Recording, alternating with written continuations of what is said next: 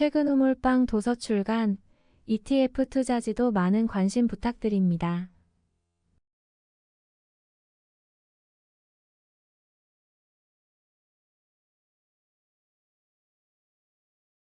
안녕하세요. 퇴근은 몰빵입니다.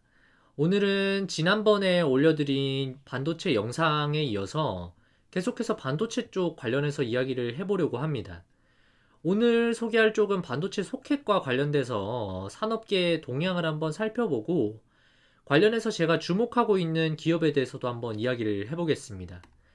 아시다시피 반도체 양산 공정이 과거 대비 더욱더 미세화가 되고 있는 과정에 있다 보니까 후공정 쪽에서도 어드밴스드 패키징이라는 차세대 공정이 도입이 되면서 각 공정별로 업그레이드의 필요성이 대두가 되고 있는 상황입니다.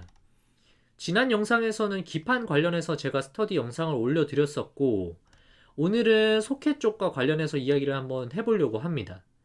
그림에서 보시면 반도체 양산 공정을 간략하게 구분을 해놓았는데, 후공정의 과정 중에서 패키징 테스트 공정에서 사용이 되는 테스트 소켓이 이번 영상의 주제가 되겠습니다. 지난번 영상에서도 말씀을 드렸지만 후공정 쪽이 과거 대비 더 중요해지면서 테스트 소켓의 사용처가 늘어나게 된 배경이 있습니다. 테스트를 하는 과정에서 한 개의 패키지를 한 개의 테스트 소켓에 넣게 되는데 이때 여러 가지 환경들을 변화를 줌으로써 동작의 속도나 정기적인 특성 등을 체크하는 과정이 생긴다라고 보시면 되겠습니다. 테스트의 스텝, 난이도, 그리고 소요시간, 총량 모두 증가하는 부분이 있기 때문에 이 테스트 소켓을 만드는 회사 입장에서는 P도 늘어나고 Q도 늘어나는 구조적인 성장의 직면에 있다고 볼 수가 있겠습니다. 대표적으로 테스트 소켓 관련 회사로는 국내에서 잘 알려진 업체는 리노공업, TSE, TFE, 그리고 ISC 정도가 있고요. 글로벌 MS를 보시면 리노공업과 ISC가 리스트에 들어가 있습니다. 그런데 이 업체들은 소켓 내에서도 각자의 분야가 조금씩 다른데요. 리노공업은 주로 비메모리 시장에서 포고핀형을 활용하고 있는 업체이고 ISC나 TSE 같은 회사는 메모리 시장에서 실리콘 러버를 활용을 하는 업체입니다. 먼저 포고핀 타입의 스펙으로 보자면 최상단의 미세 간격에 해당하는 유형을 말하고 그 아래의 중간 피치 간격을 러버 타입에서 담당을 하고 있다라고 말씀을 드릴 수가 있겠습니다. 이 두 가지 포고핀형과 러버 타입 두 가지 유형의 차이점은 패키지와 소켓의 접촉 방식에서 차이가 있는데요. 포고형은 핀 타입이고 러버형은 고무 타입이라고 생각을 하시면 되겠습니다. 리노공업이 사용하고 있는 포고 방식은 사람이 직접 조립을 하기 때문에 사실 인건비가 더 많이 들고 때문에 ASP 측면에서는 실리콘 러버와 비교를 했을 때는 몇 배나 더 높은데 그럼에도 이를 채택하는 이유는 바로 오랫동안 이 포고핀형을 사용할 수 있는 장점이 있기 때문입니다. 소모품 성격이기 때문에 고객사 입장에서는 교체 주기가 짧을수록 번거로워지고 생산 속도가 느려지는 문제가 있는 셈이죠. 또 포고핀 타입은 사실 다품종 소량 생산에 특화가 되어 있는 상황이라서 대량 양산 체제를 위해서 고객사가 주로 사용을 하는 것이 아니고 칩을 개발하는 제품 R&D 단계에서 주로 사용이 되고 있습니다. 최근에는 소품종 대량 생산에 더 유리한 러버 타입의 소켓이 더욱 미세화가 되고 있기는 한데 제가 생각했을 때는 조사를 한 바에 따르면 아직까지 포고핀 형태와 러버 형태의 장벽이 쉽게 넘나들 수 있는 수준은 아닌 것으로 파악을 하고 있습니다. 방금 말씀드렸던 이 여러 업체들 중에서 먼저 제가 말씀드리려는 업체는 리노 공업인데요. 리노 공업은 앞서 말씀을 드렸다시피 포고핀 타입의 소켓을 만들고 있는 업체인데 이 핀 타입은 제품의 R&D 단계에서 많이 사용이 된다고 말씀을 드렸죠. 이 표를 먼저 보시면 칩을 개발을 할 때 샘플 칩을 제작하는 과정에서 여러 번 소켓 매출이 비교적 작은 수준으로 여러 번 발생하게 되고 이 최종적으로는 이 칩이 양산 체제로 들어가게 될 경우에 양산용 소켓 매출이 과거에 샘플칩 때 발생한 것에 비해서는 더 큰 규모로 발생을 하게 되는 것입니다. 대신에 소켓을 샘플칩을 만들 때보다는 더 많이 대량 주문할 테니까 단가는 더 낮아지게 되겠죠. 요약을 하자면 R&D 단계에서보다 이제 양산 체제로 갔을 때 공급 단가는 낮아지지만 생산 물량은 훨씬 더 늘어나기 때문에 P는 줄어들고 Q는 늘어나기 때문에 이 또한 이제 긍정적인 부분이 있을 수가 있습니다. 그런데 여기서 간과를 하시면 안 되는 부분이 하나가 있는데요. 제품의 R&D 단계에서부터 소켓을 공급사로, 고객사로 공급을 하지 못하면 양산 체제에 들어간 상태의 공정에다가 처음으로 소켓을 공급을 하는 것은 현실적으로는 불가능하다라고 봐야 한다는 점입니다. 칩 개발에서 양산 공정까지는 평균적으로 몇 년이 걸리는데 이 과정에서 서류 오류가 발생하지 않는지 레퍼런스가 체크가 되어 있지 않는 업체를 양산 단계에서 쓸 이유가 없다는 말입니다. 그래서 개인적으로는 다른 소켓 업체들 대비해서 리노공업이 R&D 단계의 소켓을 주로 공급하는 업체라는 점이 큰 경쟁력이라고 생각을 하고 있고, 덕분에 리노공업은 꾸준히 장기적인 매출 성장과 높은 이익률을 기록을 해오고 있는 것으로 보입니다.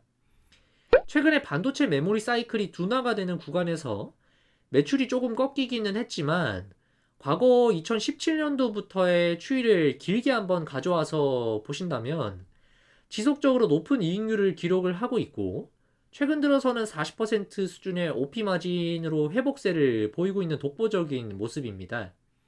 특히나 반도체 장비 업체들은 전방 산업의 사이클 영향에 민감하게 반응을 해서 다른 업체들 같은 경우에는 이익률이 들쭉날쭉한 경우가 많고, 장비 업체들 중에서는 또 특히 적자 수준에 그친 업체들도 꽤 있었기 때문에 이 리노공업이 이번 다운 사이클에서도 이 정도 이익을 낼 수 있었다는 것은 상당히 고무적이라고 볼 수가 있겠네요.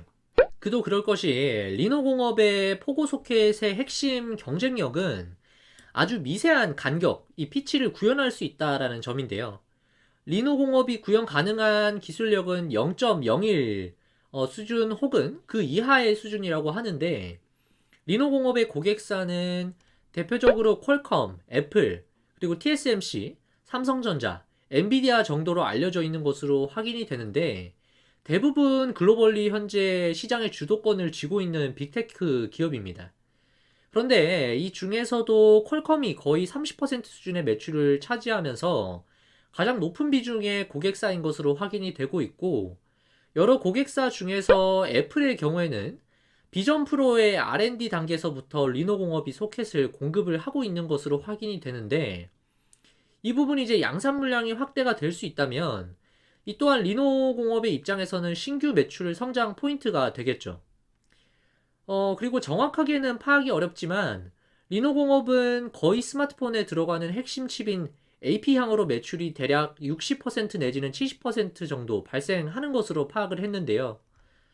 지금 AI 시장에서 크게 주목받고 있는 분야는 온디바이스 그리고 NPU라고 하는 신경망 처리 장치에 대한 기대감이 있기 때문에 개인적으로는 이런 새로운 분야에 대해서는 규모가 크지 않더라도 R&D 정도로 발생하고 있던 고객사들이 양산 단계로 넘어가게 되면서 신규 매출이 늘어날 거라는 기대감이 형성이 될 수가 있습니다. 삼성의 갤럭시 신제품에서 온디바이스가 본격적으로 상용화가 시작되고 있는데, 애플도 하반기에 AI를 탑재한 신형 아이폰 16을 출시를 할 것으로 보고 있습니다.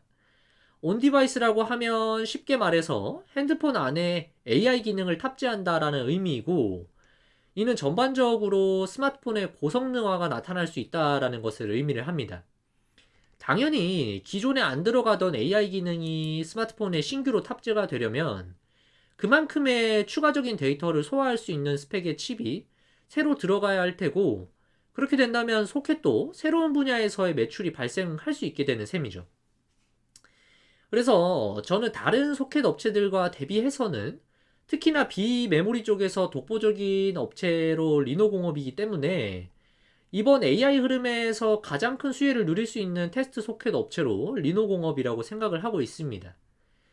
리노공업의 경우에는 기존의 증설 플랜을 27년 말까지로 단계적으로 토지를 취득하고 계획을 하고 있는 이 플랜을 잡고 있었는데 최근에 이 부분이 당겨진 것으로 공시를 통해서 확인이 됐습니다.